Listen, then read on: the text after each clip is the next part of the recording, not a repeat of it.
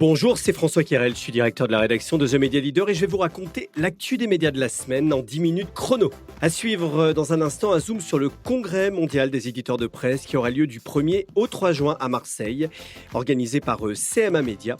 Le modèle économique des médias sera d'ailleurs au cœur des débats, on en parle dans un instant avec nos deux invités. Avant de démarrer, notez cette date. Le mercredi 8 avril, ce sera The Future of TV Advertising Paris, organisé par The Media Leader et Advent Eleven. Une journée et 3 salles, la Vision Room, la Gen Z Room et la Tech Room, pour débattre et s'inspirer autour du futur de la vidéo. La billetterie est ouverte dès maintenant sur notre site adventielevents.fr. La saga CNews se poursuit après la démission de Sonia Mabrouk de la chaîne info du groupe Canal+. La journaliste protestait contre le maintien à l'antenne de Jean-Marc Morandini, condamné pour corruption de mineurs. Et bien finalement, l'animateur a décidé de jeter l'éponge lundi. Sa tranche est désormais occupée en partie par Pascal Praud. Enquête à lire notamment dans Le Parisien ou Les Jours. L'autre coup de théâtre de la semaine, c'est la démission surprise de Nicolas de Taverneau. Après seulement 9 mois à la tête de la chaîne Ligue 1+, l'ancien patron de M6 proteste contre l'acquisition des droits TV cryptés de la Coupe du Monde de football par beIN Sports, alors que la FIFA s'était engagée auprès de sa chaîne. Il s'en est expliqué jeudi au micro de Marc-Olivier Fogel sur RTL. La procédure n'a pas été loyale et que beIN n'était pas venu sur les droits de la Coupe du Monde. C'est la FIFA qui nous a interrogés. Nous sommes mis d'accord avec la FIFA et au dernier moment, sans explication, on nous a dit c'est pas vous. Et ça, c'est pas une procédure normale. C'est jamais arrivé dans l'histoire. Oui. Ici, à M6, quand vous y étiez, vous avez acheté des droits. Vous vous battiez avec TF1 et c'était le jeu. Il y en a toujours un qui met plus d'argent que l'autre. Cette fois-ci, c'est finalement beIN Sport. Vous faites bien de faire la remarque. Qu'est-ce qui s'est passé quand j'ai acheté les droits avec votre patron actuel, David? On a acheté les droits de la Coupe du Monde. Pour la télé. On s'est mis d'accord sur un contrat. Ce contrat a été approuvé par nos instances, c'est exactement la même procédure qu'ici. Et après, pour formellement, 48 heures après, j'ai eu l'accord de la FIFA. Et là, bizarrement, plus de nouvelles de la FIFA. Donc les règles du jeu ont été pipées. Alors pourquoi les règles du jeu ont été pipées? Moi, je dis simplement que, je demande le soutien de tous les clubs et tous leurs propriétaires pour que la Ligue 1+ se développe correctement. C'était une fantastique opportunité, cette Coupe du Monde. beIN n'était pas venu dessus. Et quand on s'est aperçu qu'à la dernière minute, beIN prend les droits alors que nous étions en accord avec la FIFA... Clairement, vous pointez ce matin le Qatar et le PSG. Il faut pas se cacher derrière son petit doigt. C'est ça le sujet. Écoutez, moi, je considère qu'aujourd'hui, je n'ai pas le soutien de tous les clubs français et de tous leurs propriétaires pour continuer ma mission à la tête de Ligue 1+. CMA, CGM et TF1 lorgnent sur M6. Selon les Échos, l'armateur marseillais a fait parvenir en janvier à la ministre de la Culture un projet de décret pour préciser les seuils anti-concentration de détention d'une chaîne. Le groupe de Rodolphe Saadé, qui détient déjà 10% des M6, souhaite ainsi évacuer un flou juridique afin de s'assurer qu'il ne dépasse pas le seuil d'audience maximum. Autre point de lobbying, les délais de revente des fréquences TNT qui bloquent toujours la vente du groupe dirigé par David Larramendi. Autre prétendant, toujours le groupe TF1. Dans Ouest France, son patron Rodolphe Pelbert a répété son souhait de mettre la main sur le groupe M6. 31 ans après la dernière édition française organisée à Paris en 1995, le Congrès mondial des médias d'information de la One IFRA fera son retour en France à Marseille du 1er au 3 juin prochain. L'événement co-organisé par CMA Média intervient dans un contexte particulièrement stratégique pour l'industrie, confrontée à la disruption technologique portée par l'intelligence artificielle, aux tensions politiques croissantes autour de la liberté de la presse, mais également autour des questions des modèles économiques de la presse et du financement de l'information, un sujet qui sera largement débattu. Pour en parler, nos deux invités, Ladina M. Gartner, présidente de la One IFRA et CEO du groupe suisse Ringier, et Jean-Christophe Tortora, directeur général du pôle presse de CMA Média. Ça fait 25 ans que je suis dans cette industrie, j'étais jamais dans une autre. Et ce que je vois maintenant, c'est on arrive à un point où je deviens de plus en plus optimiste. C'est pour ça que je pense que le moment de ce congrès, il est vraiment parfait. Parce que ce qu'on voit, si on est un peu sur les réseaux sociaux, combien de fake qu'il y a, deepfake vidéo maintenant. Et oui, c'est rien de nouveau, mais la qualité, elle est nouvelle. Et c'est vraiment étonnant.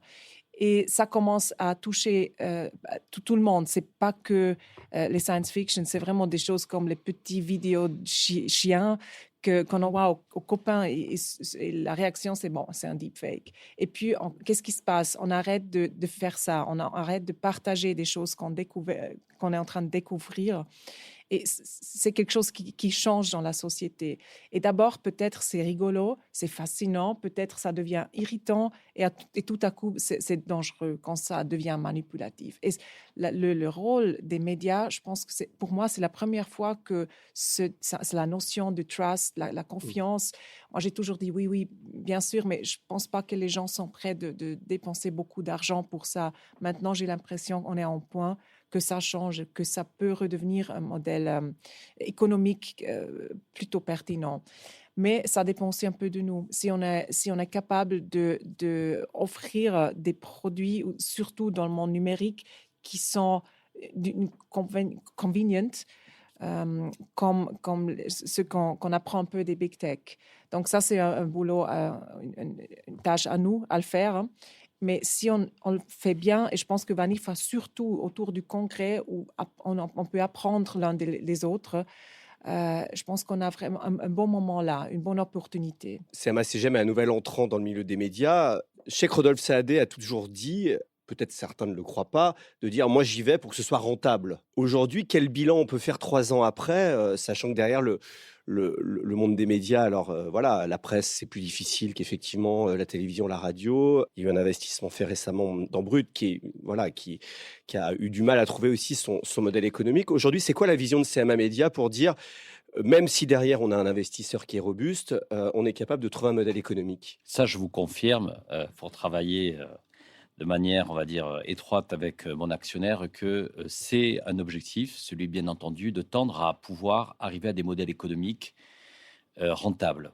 De toute manière, ces modèles économiques rentables, ils sont même nécessaires. Vous évoquiez tout à l'heure en disant, oui, finalement, est-ce que les milliardaires sont la solution? J'allais dire que la solution pour l'industrie de la presse et des médias d'information ou pour les journalistes, c'est de toute manière de développer des médias rentables. C'est la meilleure façon, en tous les cas, d'assurer un avenir pour un média. Et donc, nous, on a la chance, en tous les cas, d'avoir un actionnaire qui est une entreprise familiale, qui peut faire le pari du temps long, et qu'aujourd'hui, il faut le dire, dans le secteur des médias, et pas uniquement de la presse, on voit aussi ce qui se passe sur la télévision avec le linéaire, etc. Il faut avoir une capacité d'investissement forte et surtout avoir une capacité, en tous les cas, aussi d'inscrire ces investissements et ces projets sur le long terme. Donc moi, je serais toujours heureux de voir en tous les cas des industriels européens, américains ou en Asie investir dans le secteur de l'information et des médias et le faire pour les bonnes raisons. Je le dis d'autant que j'ai repris il y a 14 ans un journal qui était au tribunal de commerce de Paris, qui était en faillite et qui avait eu par le passé des actionnaires industriels et milliardaires. Donc, ce que je veux dire, c'est que ce n'est pas une condition suffisante pour assurer l'avenir de notre industrie. Et c'est pour cette raison que moi, en tous les cas, je me bats et je m'engage, et aussi pour ce congrès mondial, au fond, à trouver demain les solutions, non pas simplement d'avoir une industrie qui soit subventionnée ou simplement qui soit le fruit d'un mécénat ou du bon vouloir de milliardaires, mais de démontrer que notre industrie, elle a un avenir par un modèle économique. Et ce modèle économique, aujourd'hui, il doit être réinventé à l'aune de ces nouveaux enjeux politiques, technologiques et économiques. Il y a eu 2 études sur ces dernières années qui ont été assez inquiétantes en France, mais qui représentent certainement aussi ce que vous connaissez au niveau mondial. C'était l'Arcom et PMP Stratégie. Une qui disait qu'en 2030, 70% des investissements publicitaires vont être dirigés vers les big tech au détriment des médias. Et cette année, on a eu cette 2e étude qui montre un appauvrissement quand même global des médias d'information, puisque je crois que c'est 52% des médias d'information aujourd'hui qui ne sont pas rentables. Et ça, c'est quand même un danger global pour la qualité de l'information, pour la qualité des rédactions. Aujourd'hui, Ladina, est-ce que ces chiffres-là vous inquiètent? Et finalement, comment un congrès comme celui-là peut apporter des pistes de solutions? Ce que j'observe maintenant, c'est avec l'intelligence artificielle, il y a beaucoup de modèles économiques qui vont se casser, c'est fini. Mais pas nous. Et pourquoi? Parce que nous, on a comme des médias, comme du journalisme, on amène toujours quelque chose qui n'est absolument pas remplaçable par des bots. Et ça, point 1, ça, c'est quelque chose qui nous rend plutôt dans une position un peu meilleure. Deuxième point, je l'observais il y a 20 ans, 25 ans, quand l'Internet est vraiment venu. Et nous, comme les éditeurs, on était là, les journalistes d'ailleurs aussi, on était là, on a dit, bon, c'est une phase, ça va passer. Et évidemment, ce n'était pas vrai. Et ça nous a presque tués. Même chose, réseaux sociaux et smartphones. Maintenant, c'est un autre monde. L'intelligence artificielle, IA, est arrivée. Et tout le monde était prêt. On a fait des investissements. On a adapté cette technologie. Donc, et ce que je vois aussi, c'est des autres industries là où on a l'habitude de grandir. Et maintenant, tout à coup, il y a cette disruption. Ils ne sont même pas capables d'agir maintenant. Nous, comme on le fait depuis 25 ans, on est complètement on a l'habitude de se battre. On a l'habitude de nous adapter. On est très agile. Et donc, moi aussi, à mes actionnaires, je dis, moi, je suis assez confortable. On n'est jamais dans des marges des 70%, mais quand même, on peut être très solide, ce qui est déjà pas mal dans un monde qui est tellement agité comme là.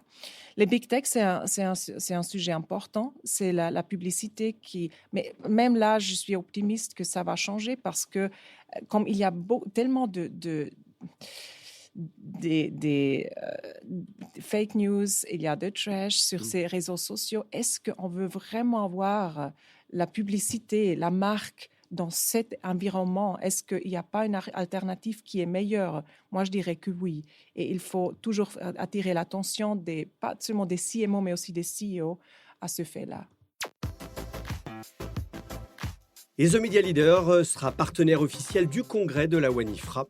Ce sera du 1er au 3 juin au Palais du Pharo à Marseille. Voilà, c'est la fin de cet épisode. Merci de nous suivre chaque semaine. Retrouvez-nous sur toutes les plateformes d'écoute, Apple Podcasts, Spotify, Amazon Music, Deezer et même YouTube. C'est chaque vendredi à partir de 6h du matin.